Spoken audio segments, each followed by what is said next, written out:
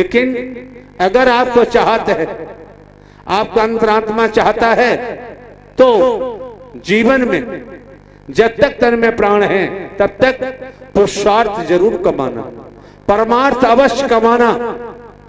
अगर आप पुरुषार्थ कमाएंगे, परमार्थ कमाएंगे, तो निसंदेह आपका पुण्य कर्म संग्रह होगा। जब पुण्य कर्म संग्रह होगा तो वो आपके लोक और परलोक में ऐसे काम आएगा, ऐसे काम आएगा जैसे किसी का बैंक में खाता है और धन उस खाते में है, आवश्यकता पड़ने पर, विशेष जरूरत पड़ने पर कहीं नहीं भागते, कहीं दिमाग नहीं दौड़ाते, तुरंत कि भाई धन की जरूरत है, चलो हमारा खाता बैंक में है, और खाते में से पैसा निकाल के लाते हैं। फिर कहीं मांगने की या हाथ फैलाने की जरूरत नहीं पड़ती है।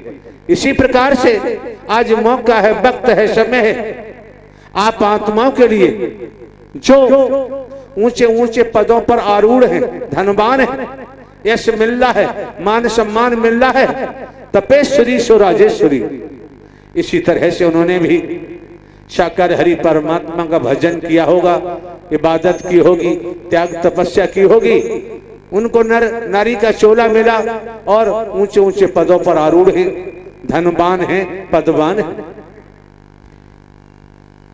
अगर ऐसा न करते, अगर उनका सत्य का धन सत्य के खाते में, सत्य की बैंक में न होता, क्यों? समझ आता है वर्तमान से संस्कार, जीवन संस्कारों पर निर्भर करता है। पूर्णतया ये पक्का समझ है कि जीवन संस्कारों पर निर्भर करता है। अतीत से वर्तमान, वर्तमान से भविष्य। अतीत का तो प्रायश्चित करना ही पड़ेगा। आज मौका है, वक्त है, समय है, वर्तमान को तपस्या बना लो, आपका उज्जवल भविष्य का निर्माण निसंदेह हो जाएगा। क्योंकि वर्तमान की कोख में आपका भविष्य छिपा हुआ है, वर्तमान की कोख में आपका भविष्य छिपा हुआ है। अगर आज अपने वर्तमान को नहीं संभाल पाए तो भविष्य भी खराब हो जाएगा।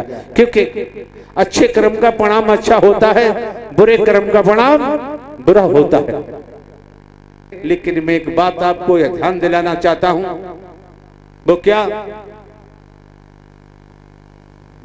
जैसे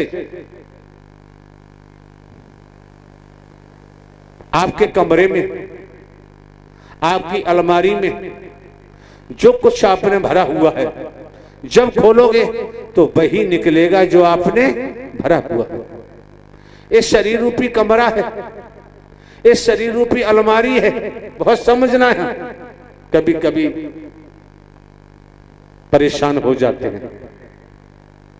अगर आपके अंतःकरण में लोभ बसा हुआ है, लोभ बसा हुआ है, आप जहां भी जाएंगे, जहां भी बैठेंगे, तो लोभ ही लोभ दिखाई देगा और कुछ दिखाई, बहुत समझना है यहां। अगर आपके अंतःकरण में मोह छिपा हुआ है तो मोह के अलावा और कुछ आपको दिखाई नहीं देगा। इसी प्रकार अगर आपके अंतःकरण में, रोम रोम में अहम छिपा हुआ है तो अहम ही अहम बरसेगा, आपके पास दूसरा कुछ बरस नहीं सकता। अगर वर्णवाद का विष छिपा हुआ आपके अंतःकरण में तो जो भी आप निकालेंगे, जो भी करेंगे, वर्णवाद के तहत ही करेंगे, दूसरा कर ही नहीं सकते। मैं मेरी अपना पराया बसा हुआ है रोम रोम में, अंतःकरण में, तो मैं मेरी अपने पराये के तहत ही आप करोगे, इससे परे कर ही नहीं सकते। और जिसके अंतःकरण में निस्वार्थ में डूब जाने के कारण गाली भरी हुई है, क्रोध भरा हुआ है, तो वही निकालेगा, दूसरा नहीं निकाल सकता। लेकिन जब आप देवी स्वरूपा, देव स्वरूप, संत जन, भक्त जन, ऋषिवर मुनिवर पुराना सत्य के साथ के द्वारा ये मानव मंगल मिलन सद्भावना समागम के माध्यम से पुराना कचरा छांट रहे हो, निकाल रहे हो, और आज सत्य ही सत्य अपने हृदय में भर रहे हो। परमात्मा की भक्ति भर रहे हो, इंसानियत भर रहे हो, मानवता भर रहे हो, तो सोच लीजिए अगर जमाना भी आपको गाली दे तो आपके ऊपर असर होने वाला नहीं।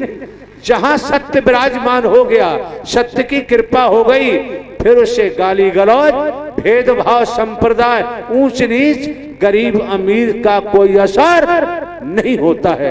ये प्रभु परमात्मा साकार हरि की विशेष कृपा मानो, विशेष दया मानो, रहमत मानो, और इसको प्राप्त करने के लिए ये अभ्यास कर रहे हो, अभ्यास करते ही रहना। क्योंकि ज्ञानी को ज्ञान से समझाया जा सकता है, लोभी को नहीं, अहंकारी को नहीं, भेदवादी को नहीं। वो लोभी तो लोभ से समझेगा, अहंकारी अहंकार से समझेगा, वनवादी वनवाद से समझेगा। ज्ञानी को ज्ञान से समझा जा सकता है। लेकिन आम महापुरुषों का, आपकी बहन बेटियों का आगमन सत्य के संग में हुआ है, अपने मन मस्तिष्क में रख लो, कभी निकलने मन देना। आपका मार्गदर्शन कोई आदमी नहीं कर रहा, कोई स्त्री नहीं कर रही, आपका मार्गदर्शन स्वयं। वैसे तो पूरे ब्रह्मांड का संचालन साकार हरि करते आए, कर रहे हैं, कर भी रहे हैं, लेकिन विशेषकर आपका मार्गदर्शन स्वयं आप आत्माओं को राह दिखाने, रास्ता दिखाने का कार्य स्वयं साकार हरि परमात्मा कर रहे हैं। ये दिमाग से जीवन में कभी निकालने मन देना, क्योंकि संसार में किधर भी जाना है, मार्गदर्शक का होना नितांत आवश्यक है।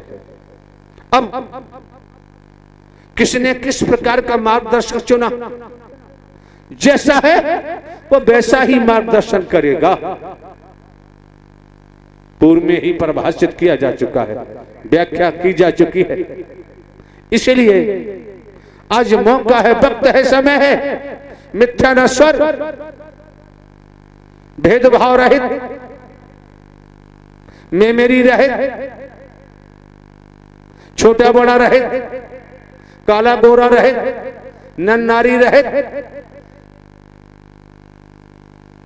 साकार हरि परमात्मा के अलावा जगत में और कोई आपका मार्गदर्शन नहीं कर सकता। ध्यान रखना, जो यहां देखने को मिलता है, जो आप यहां देख रहे हैं, इस साकार हरि परमात्मा की देन है। आप पर जो कृपा की है, आप पर जो कृपा की जा रही है, आपकी हर किसी के हाथ में यही कहा जाता है कि 5 उंगली एक सी नहीं होती, यही कहा जाता है। लेकिन आप महापुरुषों की 5 उंगली क्या, सब कुछ एक हो चुका है। आप महापुरुष जो जुदा जुदा थे, जुदा जुदा बिखरे हुए थे, टकराव था, आज साकार हरि परमात्मा ने आपको एकत्रित कर दिया है, एक सूत में बांध दिया है, एक धागे में बांध दिया है, और आपके जीवन को धन्य बना दिया, सद्ज्ञान देकर, सद्कर्म कराकर। और आपको जीवन में क्या चाहिए और जीवन में क्या आवश्यकता है, आपने ये भी देखा होगा, सुना होगा। लोहे का अंकुश होता है जरा सा, जो मदमस्त हाथी को भी कब्जे में कर लेता है। ये सुना होगा भली भांति। इसी प्रकार साकार हरि परमात्मा का वचन कितना सूक्ष्म है, लेकिन कितना विशाल है, आकलन नहीं किया जा सकता। साकार हरि परमात्मा का वचन और सेवा और ये सत्य का अभ्यास, अगर आप इन तीनों शब्दों को पकड़ा और चलते रहे, तो जब जरा सा अंकुश मदमस्त हाथी को कब्जे में कर लेता है, अगर आपने तीनों शब्द को पकड़कर और कर्म में ढाल लिया, व्यवहारिक रूप देना शुरू कर दिया, निसंदेह आपका जीवन निहाल हो जाएगा, आप बाग बाग हो जाएंगे, आपका जीवन खिले हुए फूल की तरह हो जाएगा और चलते ही रहे तो इस संसार में भी यश पाओगे और जीते जी एहसास करोगे, महसूस करोगे, देखोगे कि अब मेरा भवसे बेड़ा पार हो गया, क्योंकि आप न नर है न नारी है।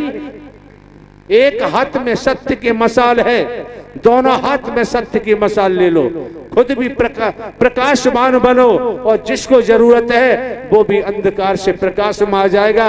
ये सबसे बड़ा पुण्य है, इससे बड़ा कोई पुण्य जगत में न था, न है, न ही होगा।